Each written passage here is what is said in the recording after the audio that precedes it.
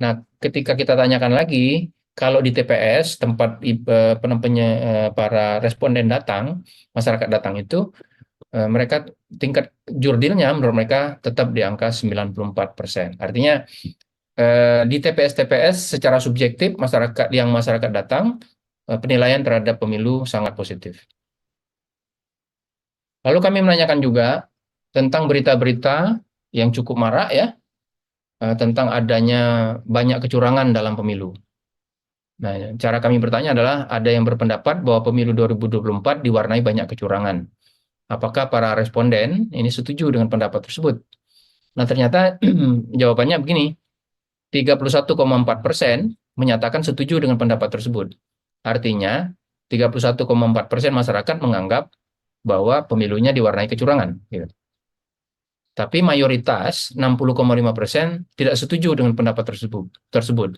Artinya bahwa mayoritas masyarakat tetap menganggap pemilu tidak diwarnai kecurangan, atau pendapat bahwa pemilu diwarnai kecurangan itu tidak tidak tidak sesuai dengan pendapat para responden.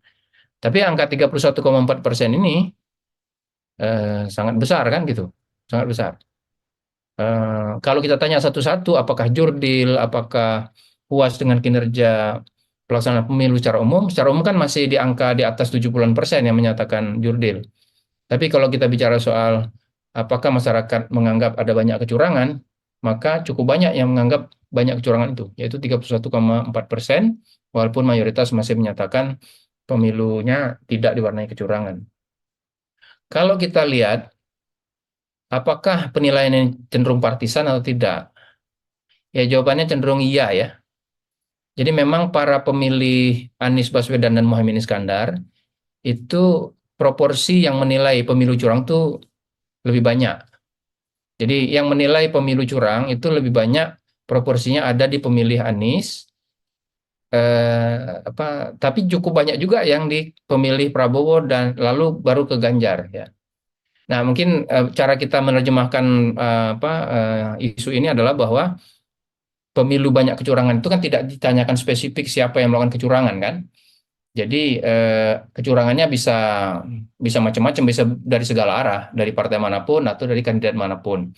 Cuman kalau kita lihat di sini, memang proporsi yang menilai bahwa pemilu curang itu kalau digabungkan itu memang mayoritas adanya di pemilih 01 dan pemilih 03. Jadi kalau kita tambahkan 38 sama 25, itu kan 63%. Eh, Pemilih yang menilai ada kecurangan pemilu itu adalah para pemilih dari 01 dan 03.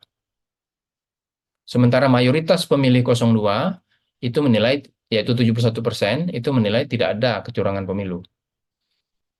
Demikian.